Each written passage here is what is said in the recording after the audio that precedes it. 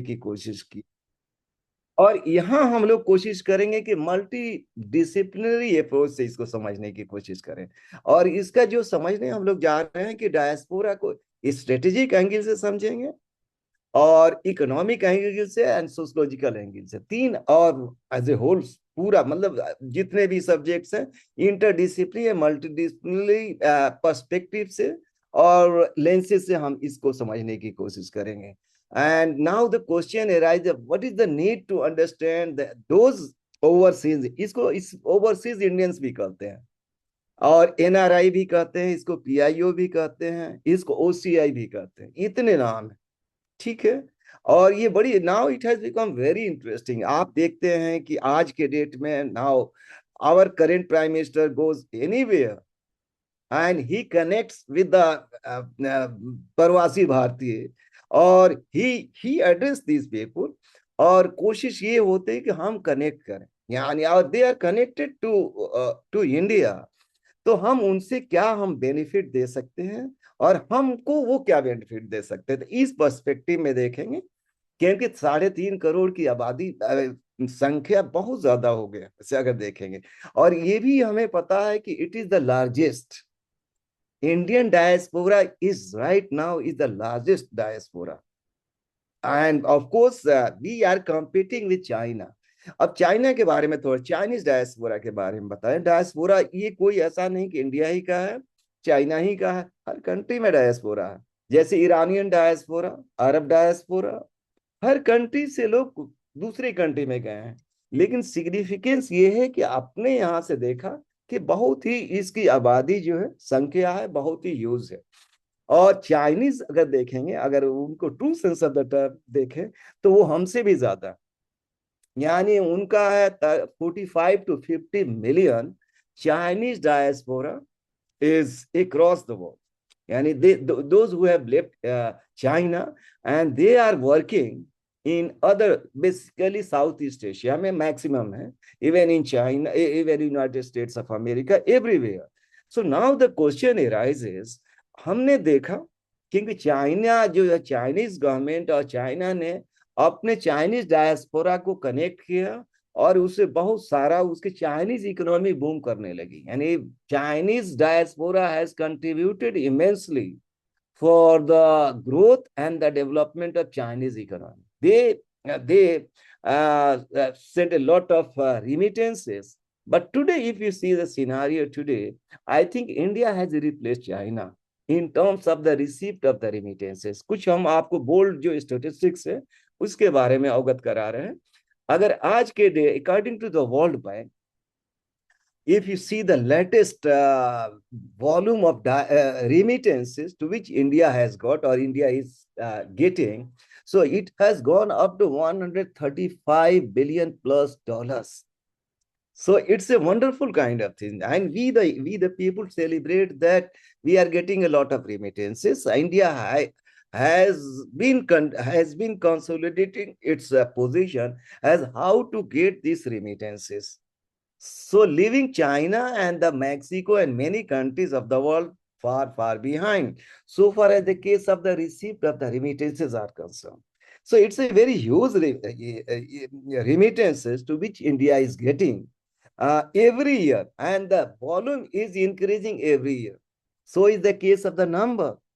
At the turn of the century, I hope मेरी बात समझ में आ रही है, ठीक है? Yes, sir. समझ में आ रही है? So let us start. Hi. Yes, sir. Yes, sir. Yes, sir. Thank you so much. So what basically I am telling you, let me tell you also, I think we have woken up and we have realized the significance of the importance of this Indian diasporic community or the Indian diaspora of late. If you make the comparison of India to China, China has taken the lead. So we have realized that why don't we connect these Indian diasporic people to India, so that India could be benefited enormously, because we have realized and we know pretty well that those Indians or overseas Indians who have gone there in other parts, economically they are very superior, means they are very rich. Even in terms of the technology, they are very well techno savvy, and in terms of education also. So they are excelling like anything. Of course, heterogeneity is also there. They all are not, but those people who have settled or working in the United States of America is relatively, as compared to other Indian diaspora in other region of that diaspora, they are excelling. You all have learned, you all have also read the story of the success story of the Indians or the Indian Americans, they are being called. And of course, in the Europe or Australia. And this kind of trend is still going on. So this is very important, that how they are connected, how they should be taken into the consideration. So let me tell you, in 2000 or 1999, one committee, high level committee was constituted.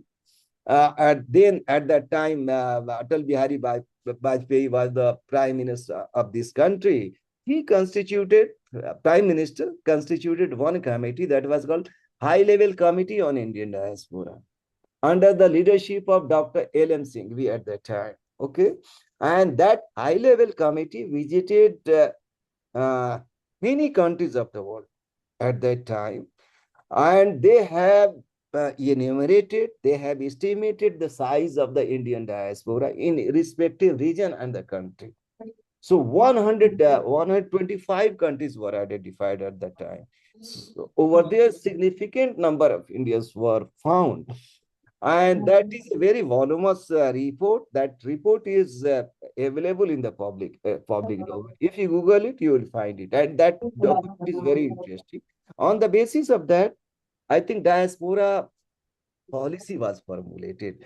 And you all, now we all are hearing, I think in the month of January, 7th, from 7th to 9th, Diaspora Parvasi Bharatiya Divas is celebrated since 2002 or 2003.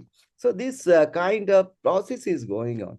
So the purpose of that Diaspora Day or that celebration is to engage productively, means business. So 3 days function are organized every year. And of course, again, this year it is going to be organized so that we can highlight their significance. We can discuss as how we can work together for the benefit of both sides. So this kind of celebration function is going for a long period of time. So, of course, we have done a lot of things because they have money, they have technology, they have also education. And they feel that. And let me tell you that for calling as diaspora or Indian diaspora, two things become very important. Two elements become very important. Sense of belonging, means material link, and sense of emotional link. These two things. And they claim that, yes, our grandfathers or ourselves also are connected with India, and we are born there, or our grandfathers are born there, we have shifted there. So we see the welfare of this, of our motherland.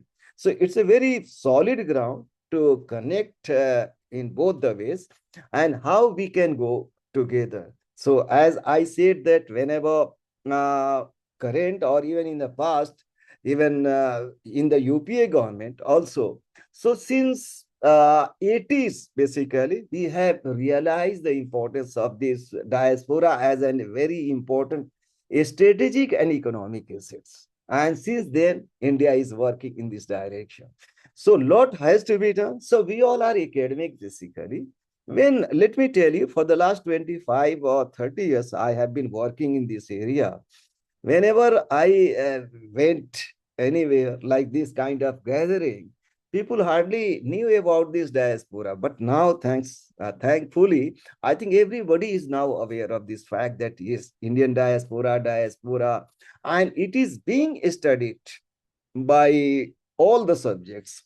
As the political science try to understand as how diaspora is treated as soft power, how it is going to work in our foreign policy as soft power in our foreign policy, how it is going to connect both the sides. And of course, problem is also there. So here, if you talk from the sociological angle, I think issue of integration and then sense of belonging and everything is being studied. From economic point of view, as already I have told you that outflow of the labor means those who have gone there, they are remitting the huge amount of the remittances. And these foreign exchange remittances are used in our own country for eradication of poverty, unemployment to a larger extent, to some extent. And this is basically used, this money is used for a variety of purposes, for the developmental project. So this is very, very important.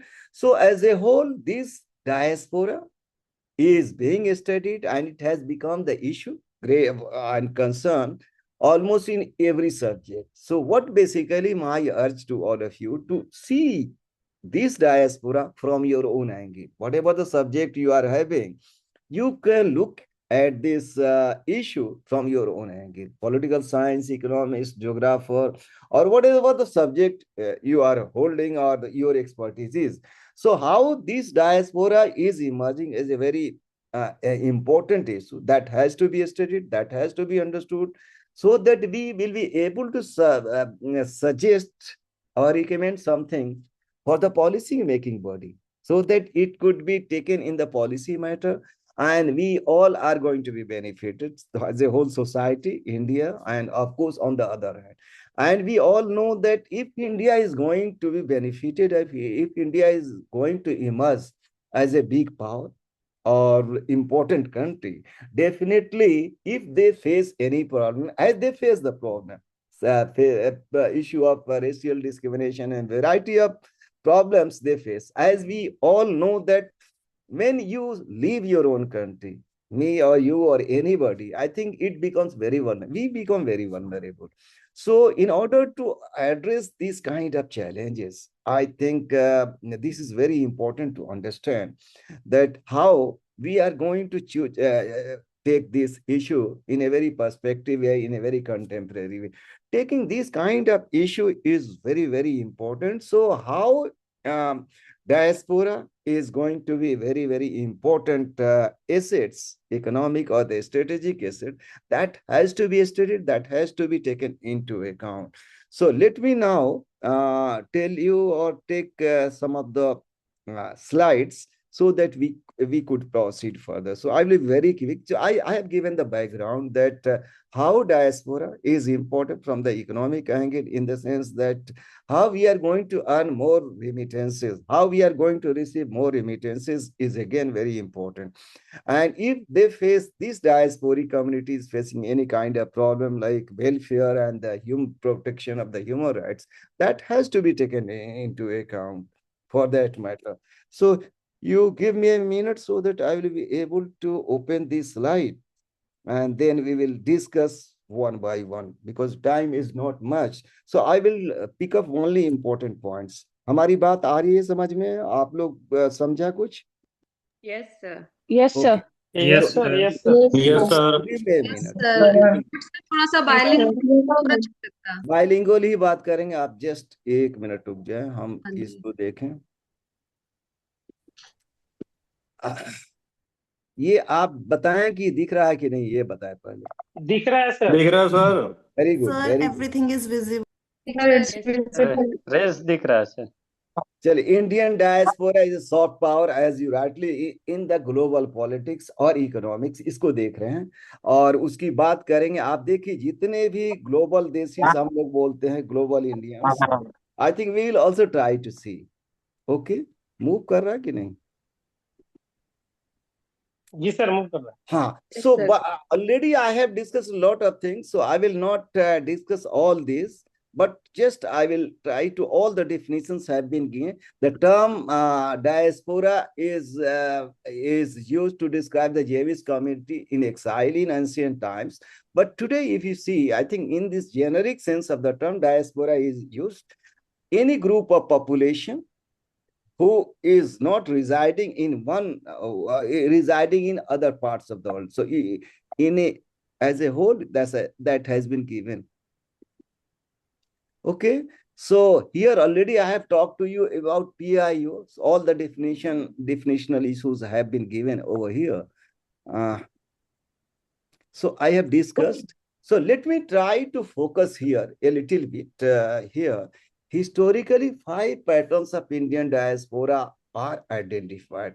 One is called indentured labor migration, and then Kangani or Mastery labor migration, free or passage migration, voluntary migration to the developed nations means United States of America, European Union, Australia, New Zealand, and labor migration to West Asia. You all know that West Asia is our extended neighborhood. This is also called by different Arab world, Islamic world, Muslim world, or all the, I think and we have had a very strong relations with West Asia that includes Saudi Arabia, United Arab Emirates, Egypt, and of course Jordan, and many, even Israel. All these countries come into that very region. And it is also called as our extended or immediate neighborhood because Arabs came to India and the Indians went to that region for a long period of time. But recently, let me tell you very important factor. As I said that मैंने कहा ना कि आप पूरा 35 million लोग यानी Indian origin people or Indians are in different parts of the world. In West Asia, अगर if you see 9 plus यानी 90 lakhs, 9 million is 90 lakhs plus Indians are working in this West Asian race. So we will try to understand. और ये जो आप और जो 5 to 6 million जो Indians है ना, ये पूरे हाईली इंडस्ट्रियलाइज्ड कंट्रीज जो कहते हैं डेवलप्ड कंट्रीज में हैं. और ये जो है ना फ्री और पैसेज माइग्रेशन जो कहा ना, basically I am talking to you the migration patterns or the migration phase for the last 200 years when the British Empire was here, British India was there. At that time, indenture took place, Kangani Mastery and free passage. These 3 patterns took place before India's independence. And during post-independence, हमने ये voluntary migration in 50s. So we will discuss this thing. So let us a little bit. I think I think a little bit. It needs elaboration. We all know and we all have heard about Mauritius, Fiji, Guyana, and many countries, Jamaica. I think ये जो indenture है, basically indenture labor migration और Indians started going during the British Empire. हुआ क्या? Entire India was categorized into 3 presidency: Bengal presidency, Madras presidency, and Bombay presidency. Okay, so I think when they came here, when they started ruling, at that time, ये जो था ना power loom और handloom. Handloom was one of the very important industry that was flourished at that time. So हुआ क्या? What happened actually? They replaced these British Indians. British Empire replaced handloom with the power loom. So what happened? Basically, it led to the unemployment of the people. क्योंकि उसमें skill type of लोगों की जरूरत पड़ी, लेकिन वो जो handloom में थे वो सब ये हो गया. And unfortunately, also at that time, what happened? Actually, ये भी हुआ कि famine took place. So it was multiplied. So it led to a lot of devastation, unemployment. And we all know that the British Empire was very huge at that time. So ये जो है ना, Eastern Africa was the colony of this British Empire. And over there, coincidentally, what we call it, slavery was abolished. जब slavery को abolish किया उन्होंने, so there was the demand of the humor or manpower at that time. And here unemployment rose like anything. So that situation basically forced Indian people at that time to go to other British empires. So at that time, people started going there. So there was a very torturous kind of system. The British formulated at that time. It was called indenture, and a literal meaning of indenture was contract. So contract was between the employer and the Indian people who wanted to go there. तो उस system में गए, and that system, if you are going to under the indenture system to East Africa like Kenya, Tanzania, and Mauritius, and many more countries. So what happened actually? They went there, they served there for 2 years, and at that time, that system was by and large like slavery at that time. So even then, people were forced because there was no any kind of source of employment here. So people were forced to that region. So if you see in Kenya, Tanzania, Mauritius, Fiji, I think substantial number of the Indians are there.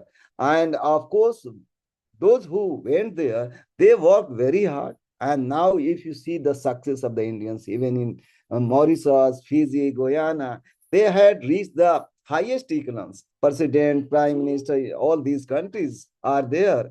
And if you see the total composition of Mauritius, 70% people are there from the people are having the Indian origin.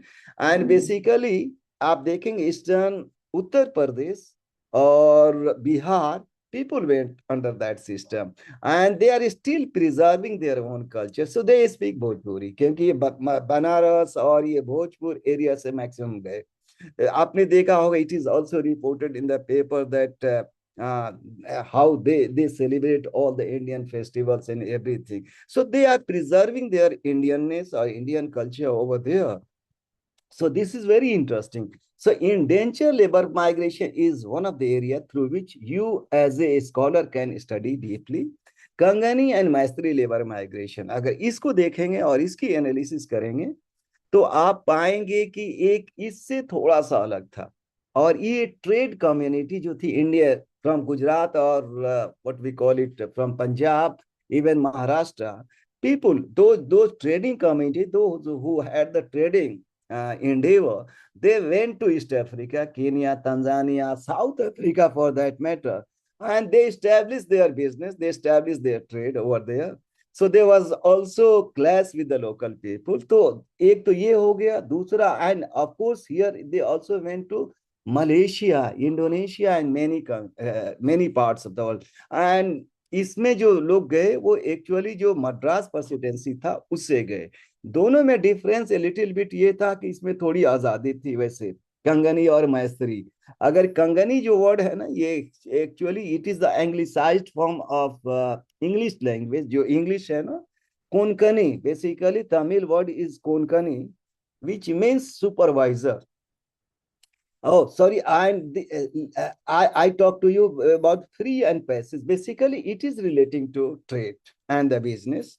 And even our father of the nation, Mahatma Gandhi, went to South Africa under this free passage migration. And you all know that when he got back to India at that time, the freedom time, what he did is known to all of you. So these three systems, indentured labor migration, Kangani or Maistri labor migration, or free or passive migration, took place before India's independence. So it's a pre-independence phase. People went there.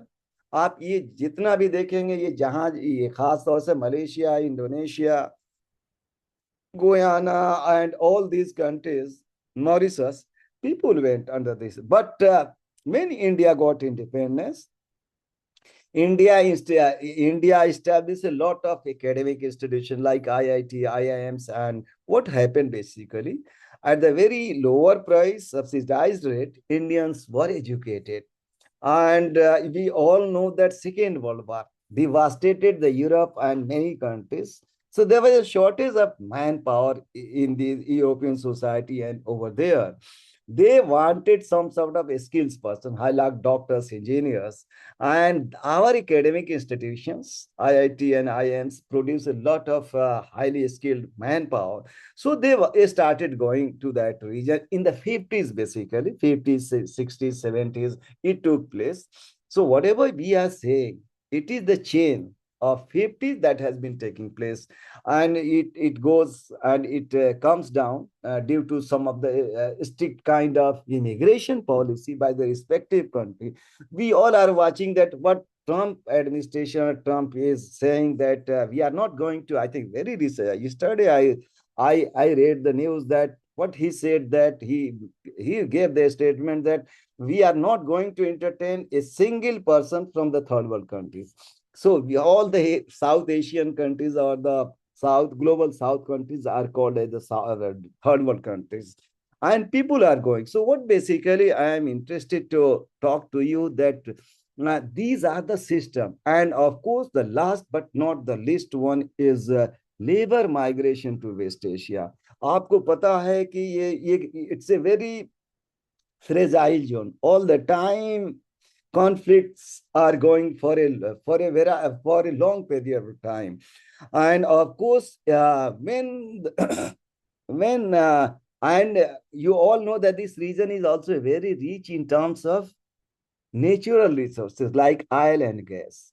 I think more than 50% of the total world's reserves are located in this region, and that too only few countries like Saudi Arabia, Bahrain, Qatar, United Arab Emirates, and of course, all these countries.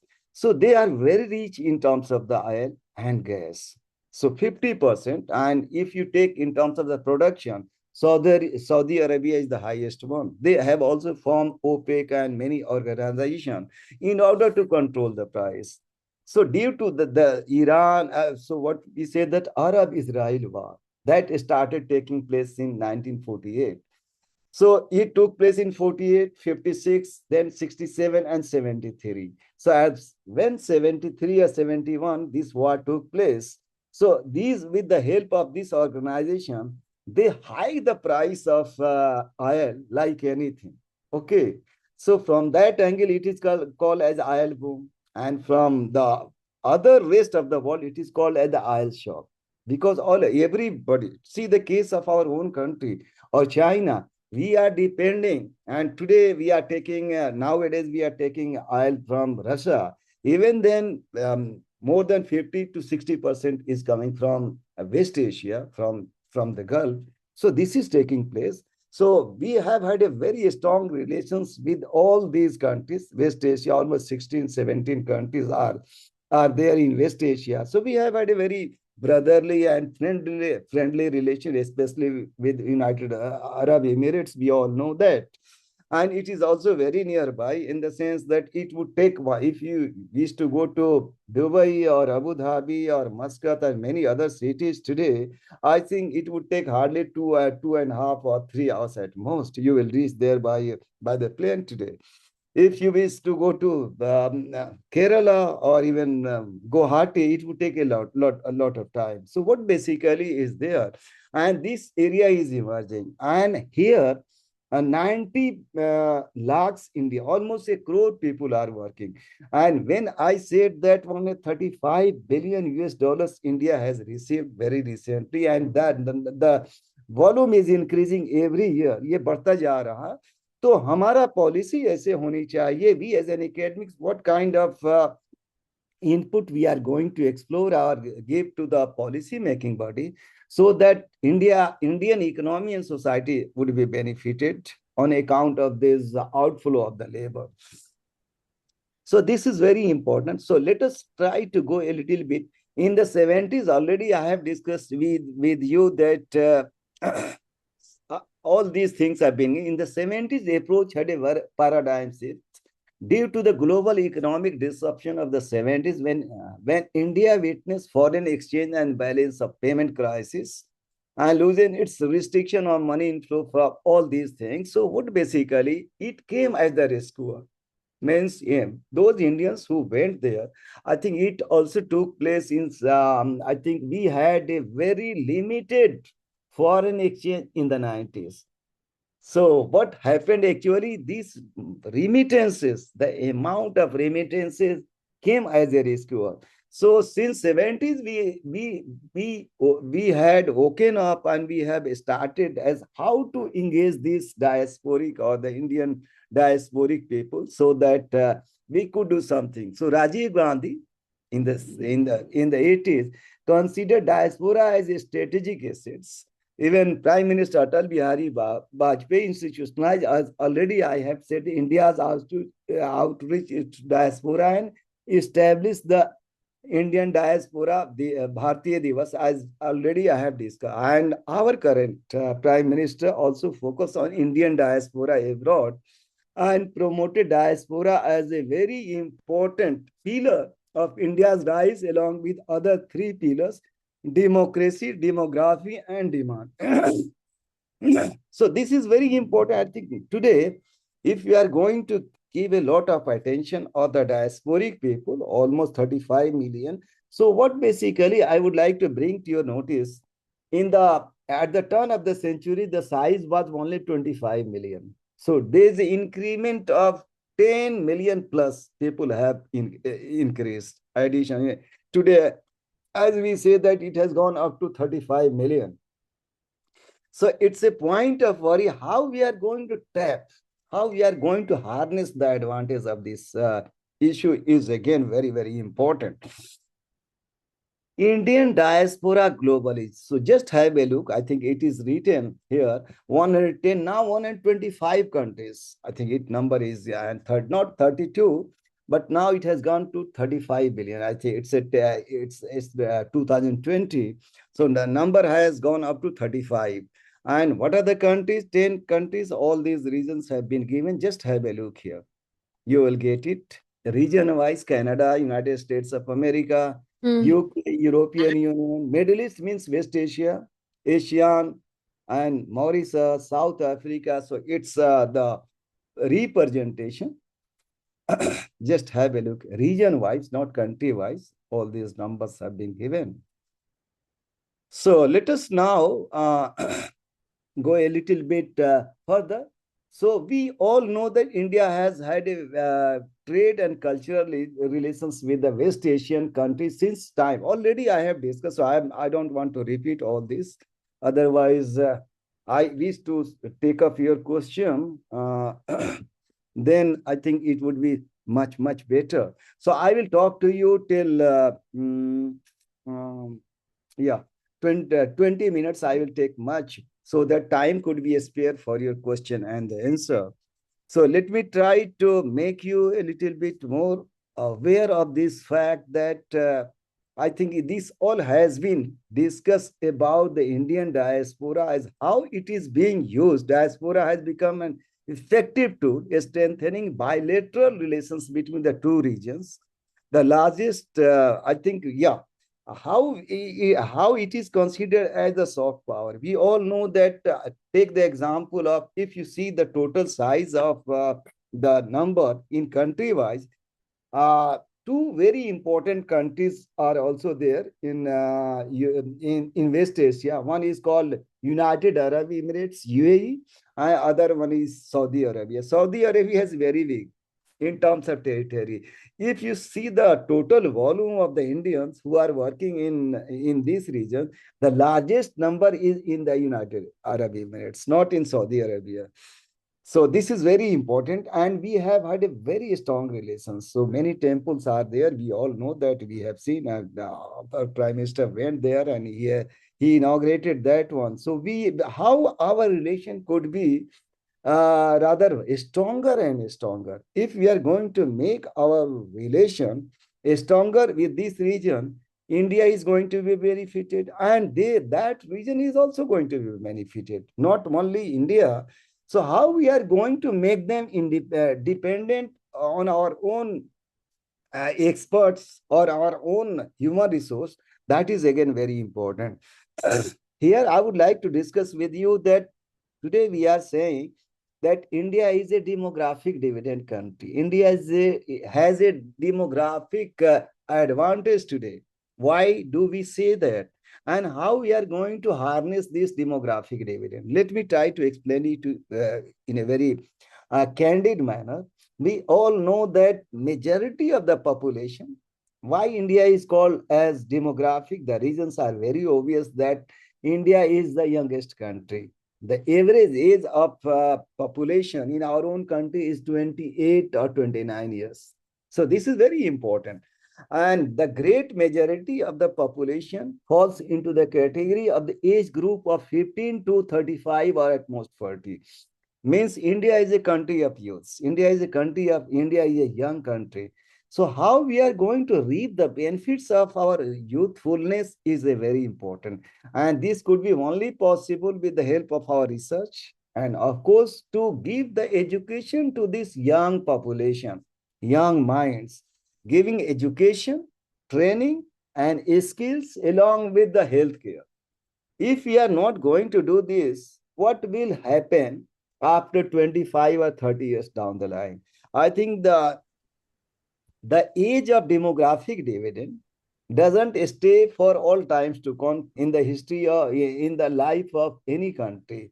I think many country has passed this phase. If you take the example of Singapore or China or Japan, they had the demographic dividend in the past and they took the advantage, they harnessed the benefit of that demographic day. Today and nowadays our country is passing through that stage and it all began in 2005 or 6 and it is going to be over by 2055.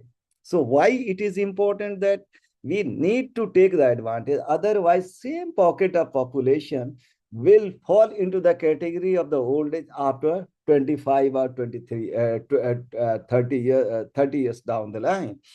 So this is the opportune time, golden time for us. And for that matter, diaspora is also going to play a very significant role. Why? They have the money, they have technology, they have education. So they should be attracted towards India so that they could invest their money and technology. They can build up the university. They can also establish some of the manufacturing industry. So yeah, India is the very fertile ground. And we have to make India, we have to convert India into the very business friendly country. Whatever, of course, there is always a scope for development and improvement. Then they would be able to come to invest their money here. So these are taking all these issues into the mind. Every year on 7 to 9, I think diaspora day is celebrated. इन भारतीय प्रवासी दिवस को मनाया जाता.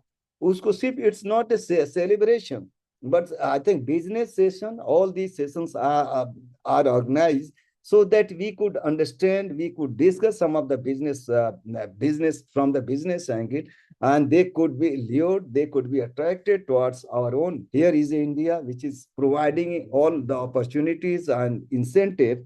You come over here, you establish some of the institution or whatever the field is there, according to your expertise and interest, you come in India. So India is going to welcome you as a very important stakeholder in our own country. So this kind of discussion takes place in this diaspora or Pravasi Bharatiya Divas. So I think already we have discussed, I have seen that since 70s, the number is increasing like anything. So see the situation, I would like to share, because that is the a very specific area on which my interest is there. ये कैसे लोग कहाँ से जाते हैं, ये यहाँ थोड़ा सा आपको दिया हुआ कितना क्या परसेंटेज है. When we talk of migration, हम सिर्फ सोचते हैं किसके बारे में, हम सोचने लगते हैं कि केरला से ज्यादा माइग्रेशन है, लेकिन शेयर यहाँ दिया है कि किस कंट्री के 2008 का है. वैसे आप देखिए कितना है, I think almost same 25% labor or the people are going from Uttar Pradesh. Of course, it's a very huge country. And then if you see, I think Bihar 18%. So combining together is approximately 43%. And so when we talk of migration, which is taking place in the West Asia or the Gulf, we only confine ourselves to Tamil Nadu and then Kerala, but so is not the case. I think there is a paradigm shift that has been taken place. So why I am saying, because I have got one project by the Indian Council of from the ICSSR, Ministry of Education, to study the socio-economic conditions of the people, Indian migrants who have gone there. So I think that issue that was for Uttar Pradesh, Bihar, and Rajasthan. I took this area for our own study. So just have a look here. I think in 2000, what was the size? I'm talking of only diaspora. See these countries which are very important: Saudi Arabia, UAE, Kuwait, Oman, Bahrain, Qatar, which is called Gulf Cooperation Council countries. 10% के करीब में आप अगर देखेंगे पूरा GCC का 11-12%, now 16%. If you see today, I think number has risen to almost 20%. Total 20% जितना है ना वहाँ का पॉपुलेशन, वो this GCC Indians are there. So this is very important. And of course, size of the Indian workers in the Gulf countries, I think again, is very important. And then of course,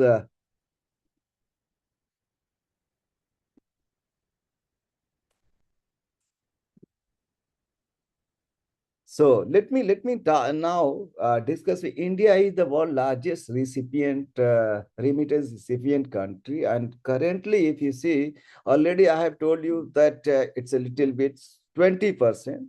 And what basically here it is, it has to be discussed that if you see the total size, total size of total share of the remittance in the 70s, it was 2 million only. And now it has gone up to, I think 135 billion. So it's a very, I think, huge number.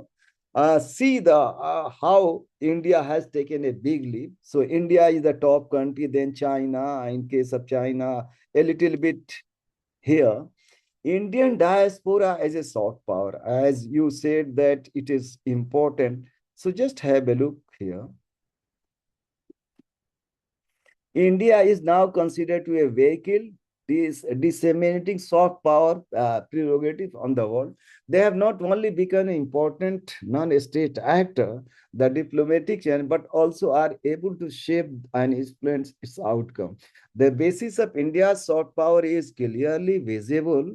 Uh, and in terms of culture, language, skills, Bollywood, food, and all the democratic character, neutrality, and non-interference, to which we all are going. So Indian diaspora must be considered as the soft power, and it is going to dominate in the sense that those who are over there, the number is very huge. So they are going to influence, as we often say that India is an energy deficient country. No doubt about that. So our energy is coming or is being imported from that region. But at the same time, we are also exporting our human capital, our human resource to this region. So we are not only depending, we are basically we are becoming interdependent in this area. Means they are dependent on us, we are dependent on this, also we are in some way independent also. So this is very important, that how we are going to take all these things in a very important way or mutual way, that has to be understood.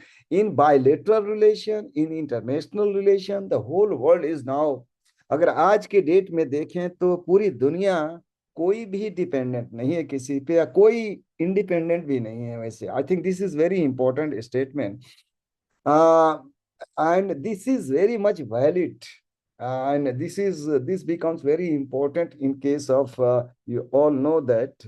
I think the importance of India accords to the Gulf region is clearly evident in the diplomatic visits paid by our Indian Prime Minister to the country of West Asia and to the Gulf state in particular. Saudi Arabia and all the GCC states, so almost all countries have been visited by our own current Prime Minister. So that shows how this region, and individually all these countries have been, by and large, have been visited. So it shows that if highest authority or Prime Minister of any country visits any country, it carries a lot of meaning. Means country is being given a lot of importance, and this region is strategically very important, not only for India. Everybody wants to have a very strong relations, diplomatic relations with this region due to, you all know that more than 50% of the oil reserves or the energy is over there. Energy is considered to be very important for the growth and development of any country for that matter. So this is again very important. So government policy engaging diaspora, Parvasi Bharatiya Divas, as I have discussed with you, this kind of celebration or academic event or business event is going since 2003 to recognize the contribution of overseas Indian community, means diasporic community, in the development of a country. And it also provides this diaspora, this event also provides an opportunity to engage vast diaspora for the beneficial activity. Till now, 15 Parvasi Bharati. I think every year it is being done, and almost all the important cities. So once it was held in the Northeast, the theme of that was as how to develop the Northeast entire. I don't know how many of you have visited this Northeast. I think there's a provision or incentive given by government, central government, that you need to visit. I think LTC or many provisions. So I am urging you all. I think if you wish to see India, and you should, if you wish to understand India in true sense of the term, you must go to South, you must go to Northeast. I think majority of the people are from North side, I know. So I think we need to visit all these regions so that we could understand the requirement, we could see our own country through our own eyes. When we see, definitely we will be able to formulate the policy in its own way. I think we all are important. Let me tell you, we the teachers are very important in the sense that sometimes we are taken into consideration, we become the part of the policy making, and of course, many committee commissions we visit, and we become the important member. So we are going to influence the policy. So unless until we see our own country with our own eyes, I think we will not be able to provide the food for thought, means we will not provide the input on which policy, apt kind of policy and बेहतर policy नहीं बन सकती है. तो इसके लिए we all are the practitioners, basically we all are the educational practitioners. We see the, and we all know that now the National Education Policy 2020 has been implemented, and it is being given a lot of importance by, I think, government and the policy makers. So we, the teachers, have been recognized or acknowledged as a very important one. So हमें इसको ले करके, and we all know that the vision of this great nation is that by 2047, we have to take our country at par with any developed. Means Vikshit Bharat means we have to convert our country from developing nation to the developed nation. So I think even diaspora is one of the very important aspects, and higher education is the other aspect. So many things on many fronts we have to work. And of course, this diaspora community, which is very huge in number, if they are going to be taken to the task, if they are going to be engaged, productive engagement is very, very important. I think if you see the top level, even business tycoons or the businessman, they have their own, I think I'm talking of the at the global level, I think they all have to be given a lot of incentives so that they could come to India and invest their money. Then we will be able to realize the vision of the Vikshit Bharat. That is where I think Vikshit Bharat or the vision or the time period, timeline which has been given is not very far off. Hardly 22 years is are only left. So we have to be very conscious. We have to become very alert in order to catch up with this thing. As it is said that our growth rate, what is the growth rate and what is the requirement of the growth rate? So even there would be increment over there. Unless until, according to economists, it is said that if we wish to realize the vision of the Vikshit Bharat, we have to grow to 7 to 8%. So we have to catch up with this.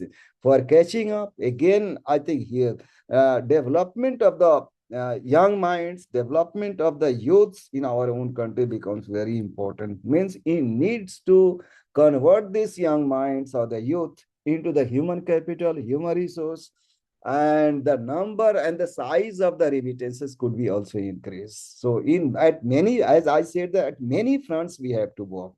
Otherwise, it will not be an easy task. It will be very, very difficult task.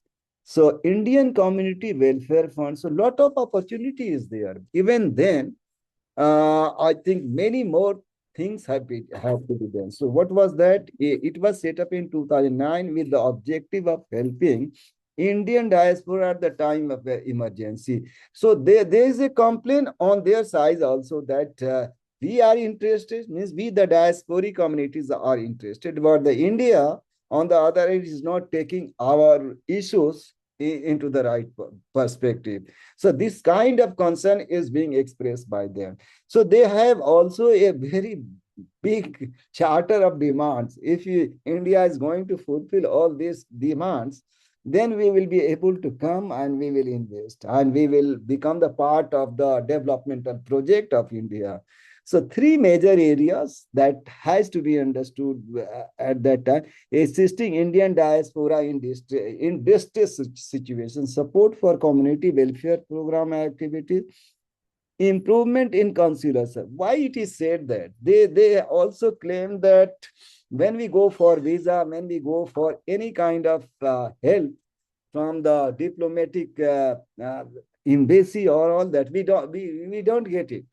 So these all issues must be taken by the government so that for the smooth functioning. So their concern, many concerns are there that is genuine. So that genuine demands or the concern must be taken into account. Then we will be able to uh, we will be able to take this issue in the right perspective.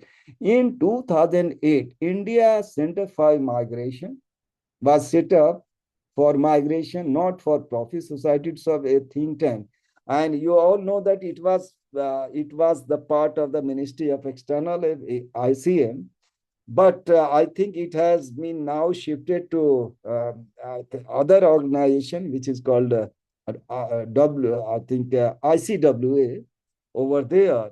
And of course, this is all for something good, but let us see this thing.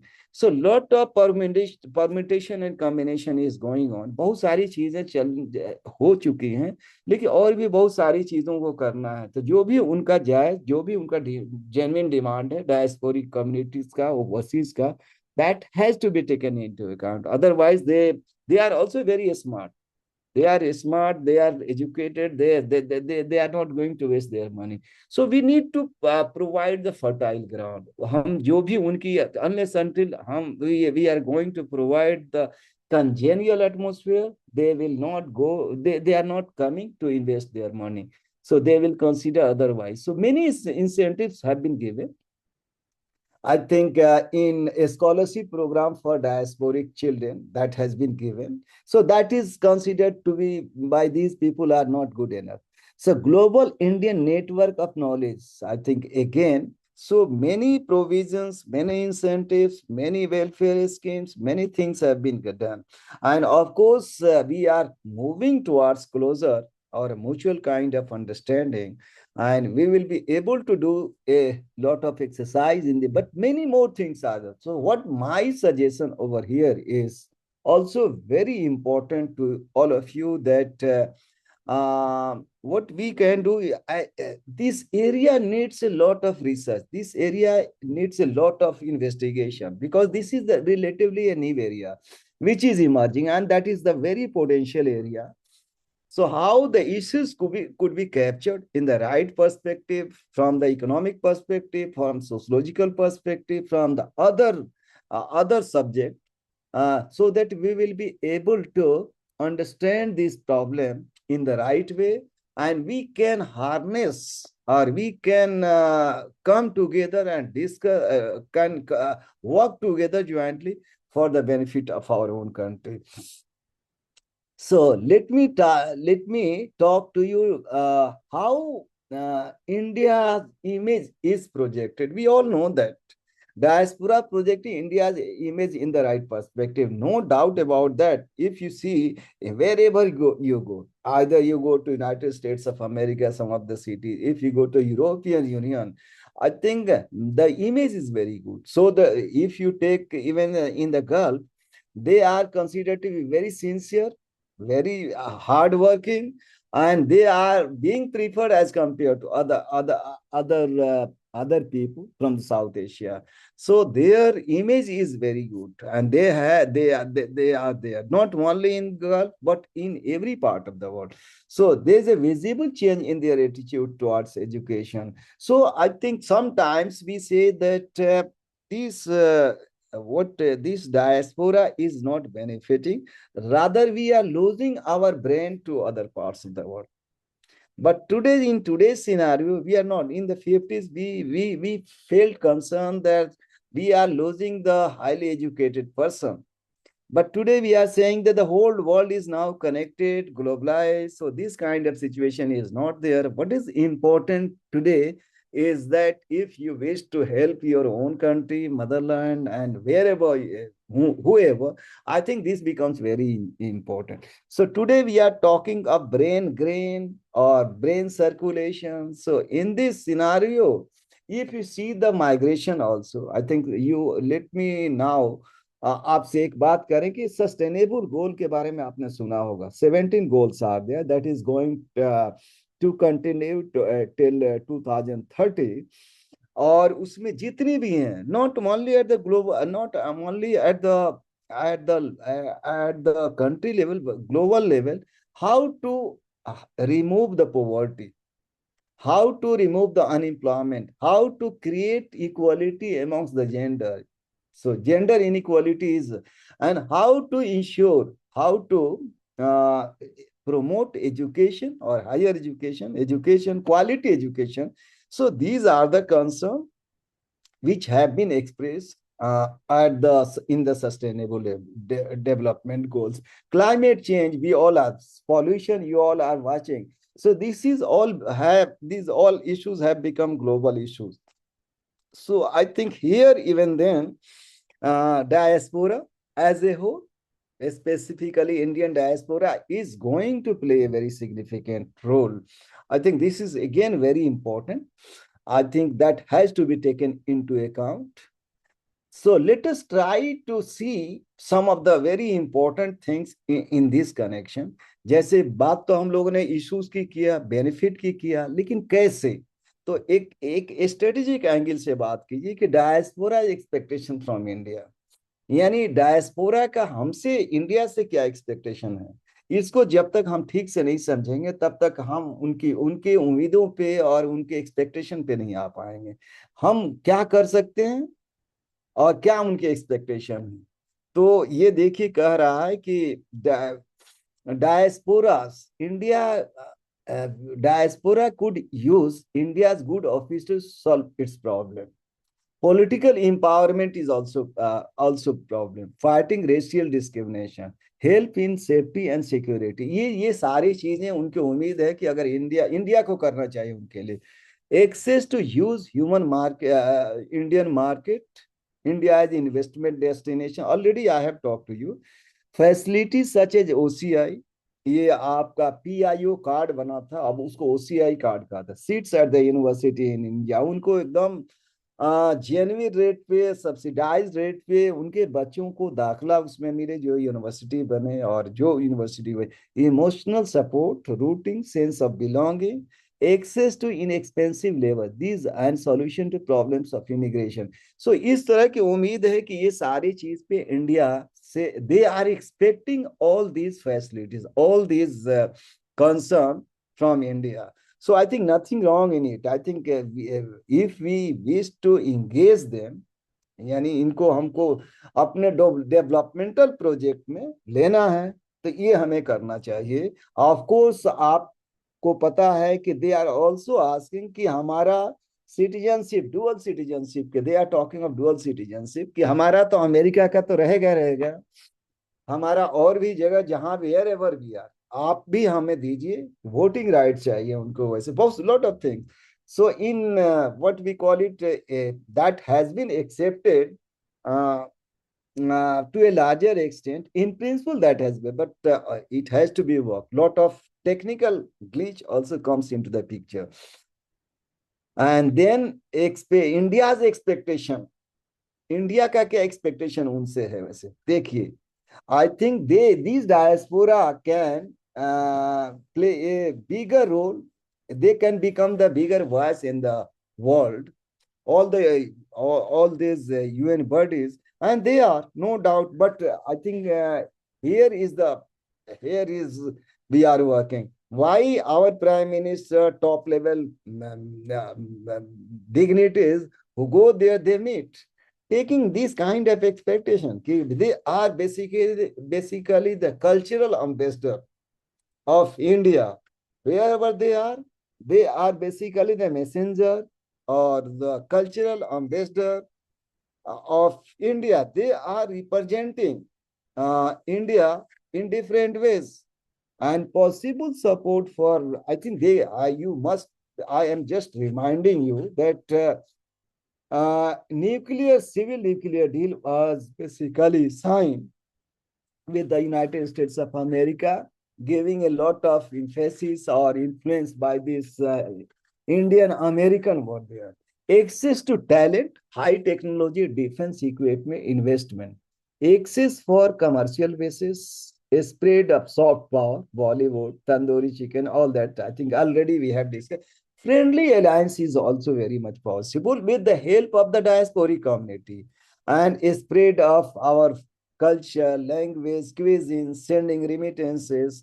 They can also help in stopping deals with other inimical countries, knowledge pool, cultural influence, content terrorism, fundamentalism, economic offense through the network, and maritime strategic.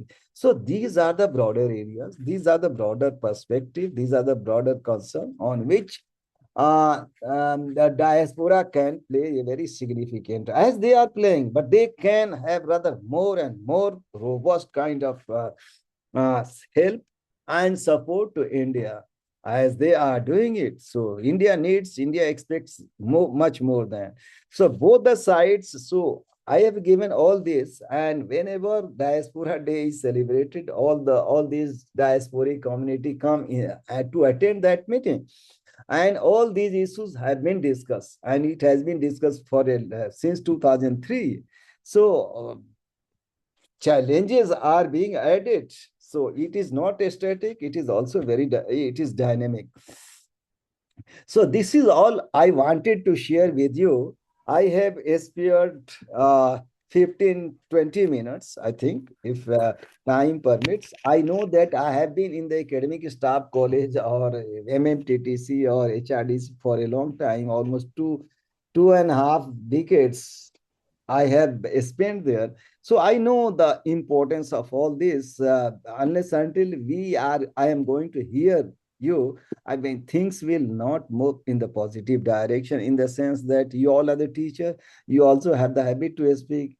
Listening is, sometimes becomes very boring, sometimes traumatic. So I don't want to only speak, but I wish to hear from you, and definitely I will try my level best to answer your questions, comments, and the observation. I will be very happy to respond.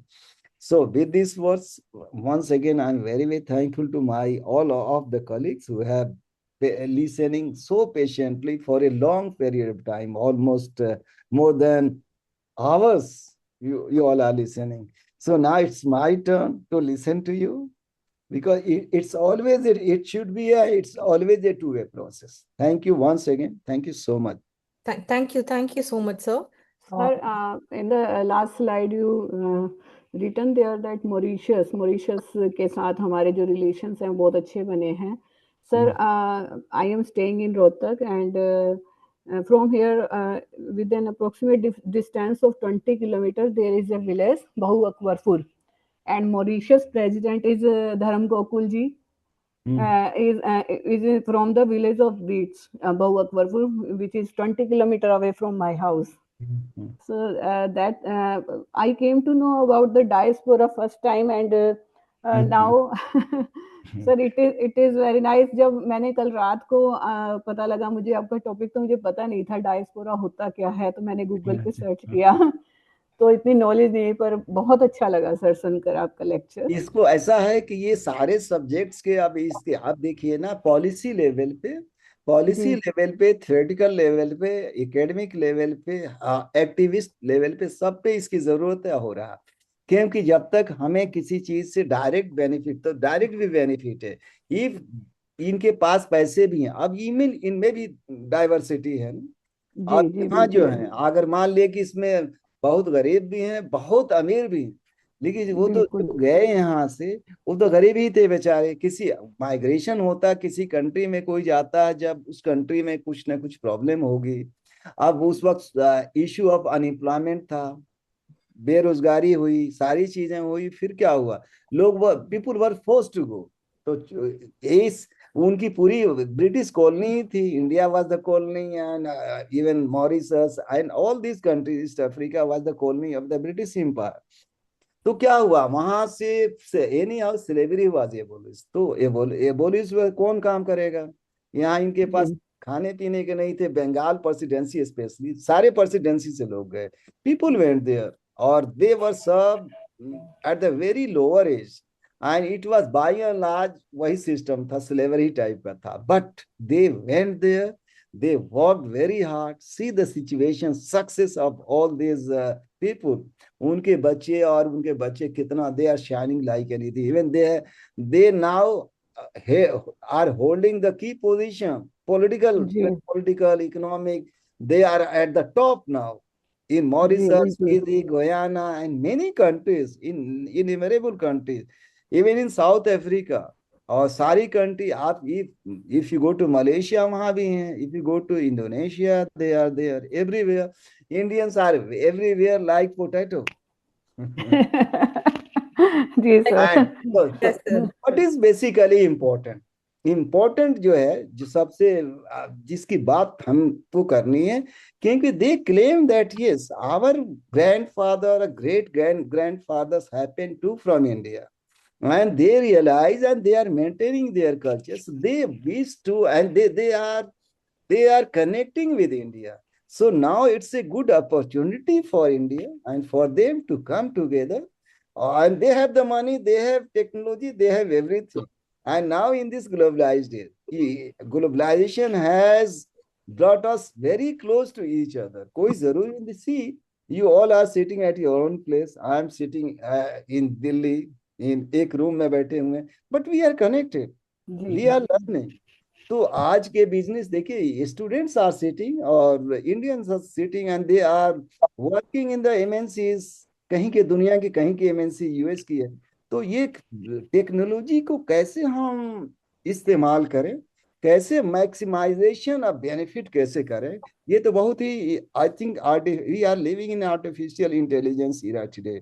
So all these technology, how we are going to use these technology for the benefit of the humankind, that is very important. Wherever they are, wherever we are, I think if we have the will to which, and for that matter, we have to create this kind of will, so that both the sides could be benefited।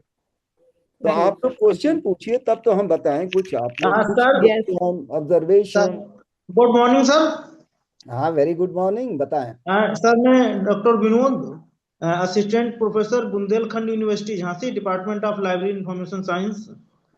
और आपने बहुत बेहतरीन तरीके से जो diaspora को रखा है उसका इंडिया के कॉन्टेक्स्ट में, विद इन इंडिया, राज्यों से लेकर और अंतरराष्ट्रीय ग्लोबल तक कैसे उसके क्या बेनिफिट्स हैं, क्या उसके चैलेंजेस हैं। लेकिन मैं थोड़ा थोड़ा सा सर इसको अपने स्टेट लेवल की हम बात करें तो कुछ ऐसे राज्य हैं जहां माइग्रेशन की बहुत बड़ी समस्या है, वो एक चैलेंज के रूप में आता है, जो किसी राज्य के लिए शायद वो खतरनाक हो सकता है। जैसे एक एग्जांपल मैं उत्तराखंड का लेना चाहूंगा।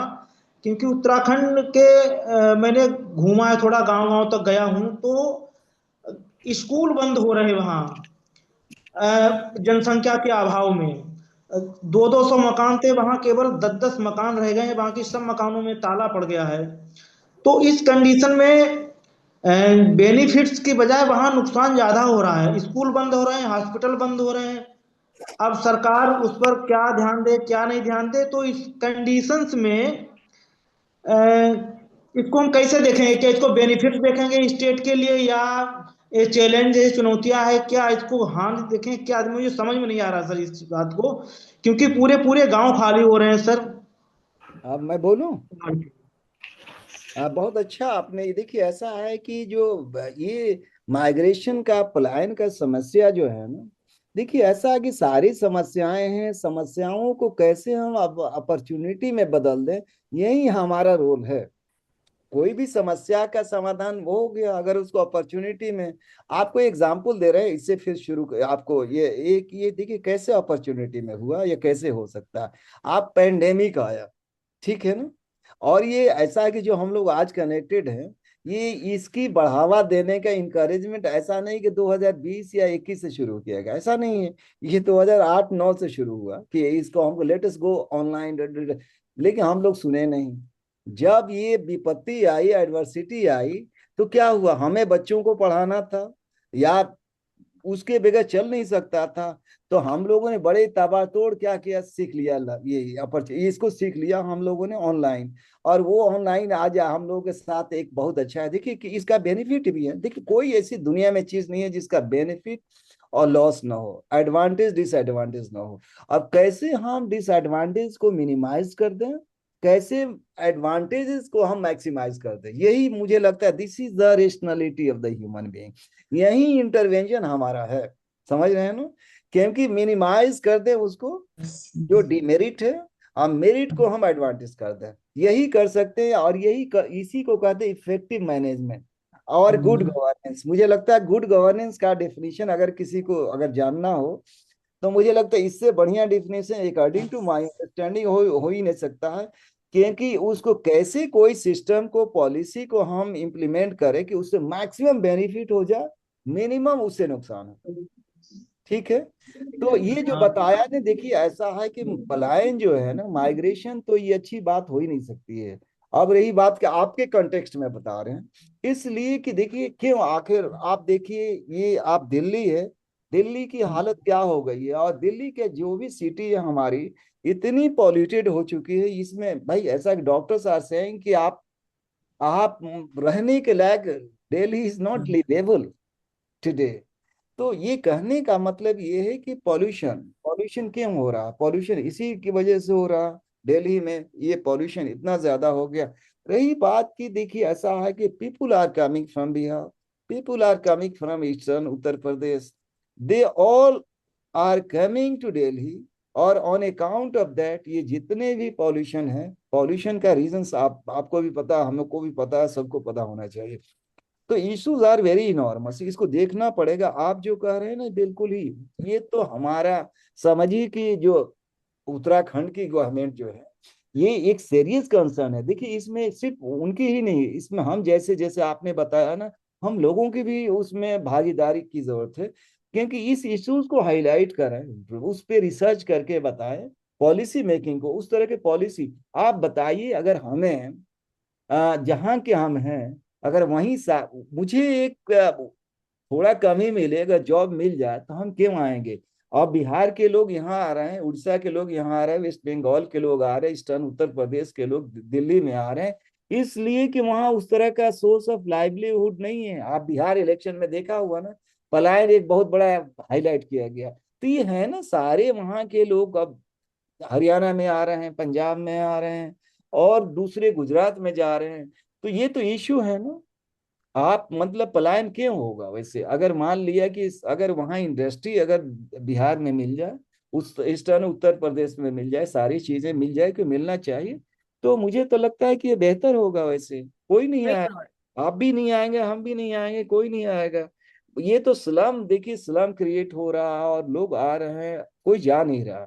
तो ये तो आपका ये कंसर्न बहुत ही सीरियस सॉलिड कंसर्न है, सीरियस कंसर्न है।